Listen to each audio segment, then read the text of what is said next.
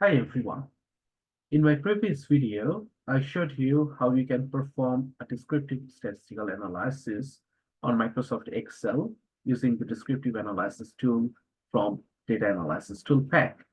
And if you can remember, we analyzed the population data from Australian local government area, and we used 2023 data for the purpose. In this video, we'll do the same thing, but we'll be using 2022 data. And once we get the result, we'll also learn how we can compare both the year's data and we can make some senses. So let's see how we can do it. So similar to what we have done in our previous video, if we want to do the statistical analysis on local area government's population data, first I need to quickly have a look at where the data are. So this time I'm interested to do the descriptive analysis for 2022 data. So my first data is in the cell X8 and my last data is in the cell X554. So what I'll do is, again, I'll go to the data menu and then I'll select data analysis.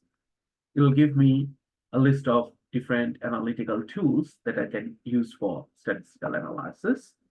Since I'm interested in performing descriptive statistics, I'll select descriptive statistics and I'll click OK. So the descriptive statistics window will open.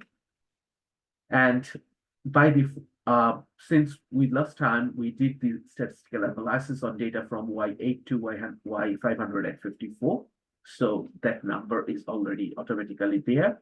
But this time we are not interested to do the analysis on the same number. We want to do the analysis for data that was there in 2022.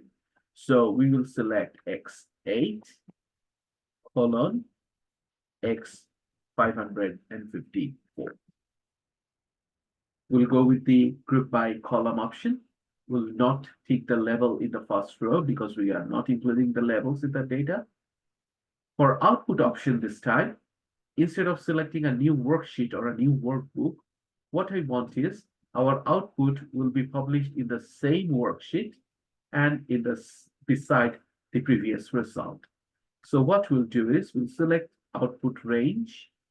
We'll click on this blank option, and then we'll get down to our original worksheet.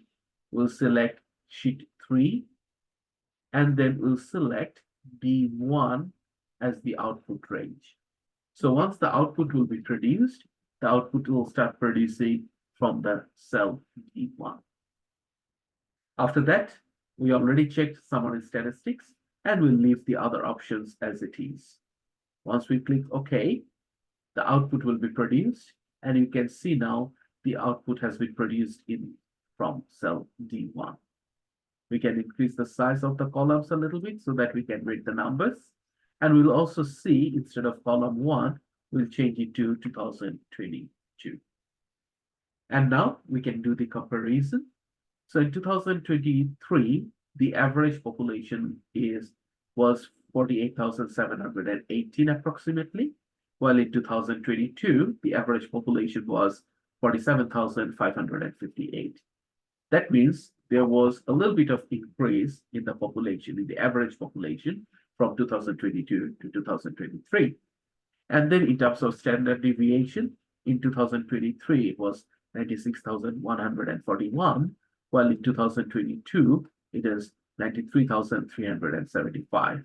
So we can say in 2022, since the spread become a little bit higher, that means the population has spreaded a little bit in 2023.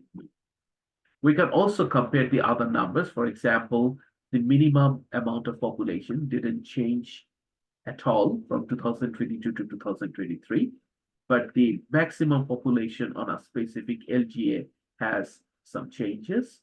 We can also see the changes in some. However, the number of LGA remain the same.